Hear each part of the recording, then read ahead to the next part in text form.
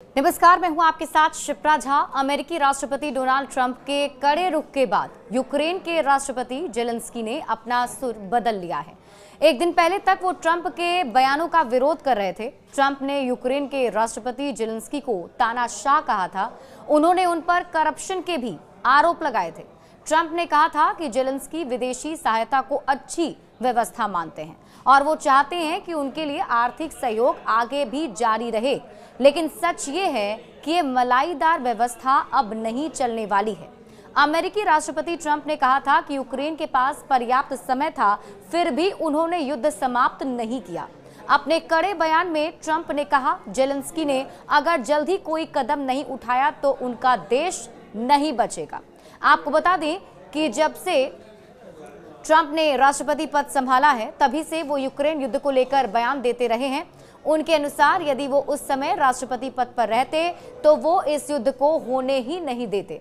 उन्होंने कहा कि ये बाइडेन प्रशासन की विफलता रही है कि वे इस युद्ध को नहीं रोक सके। ट्रंप ये मानते हैं कि यूक्रेन युद्ध में यूरोप से अधिक बड़ा बोझ अमेरिका उठा रहा है।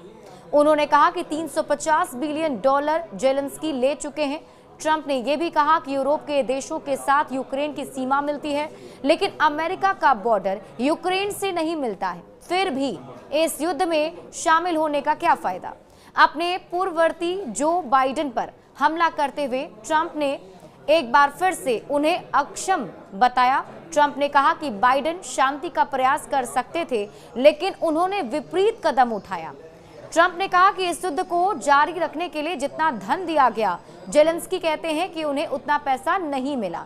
इसका मतलब है कि करप्शन हुआ है। ट्रंप ने पिछले सप्ताह भी ये कहा था कि वो यूक्रेन के खनिजों तक अपनी पहुंच चाहते हैं। हालांकि जेलेंस्की ने इसका विरोध किया था।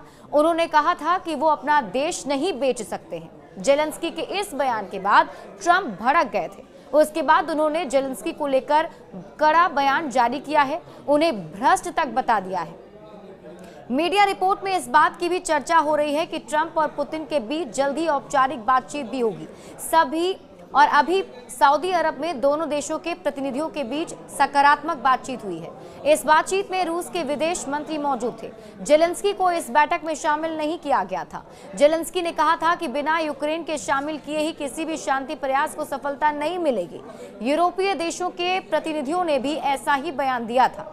यहाँ ये भी जानना जरूरी है कि ट्रंप ने इससे पहले भी इस तरह का बयान दिया था कि जेलेंस्की एक सेल्समैन है। रिपोर्ट के मुताबिक अमेरिकी वामपंथियों की नजर में जेलेंस्की हीरो हैं और यही बात ट्रंप को हमेशा से खटकती रही है।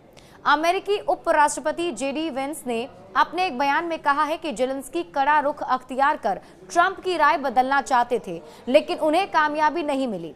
आपको बता दें कि जब ट्रंप पहली बार राष्ट्रपति बने थे, तब अमेरिकी चुनाव में रूसी हस्तक्षेप की बात मीडिया में खूब उड़ी थी। अमेरिकी खुफिया एजेंसी ने भी इसे सही ठहराया था, लेकिन ट्रंप इसे सच नहीं मानते थे।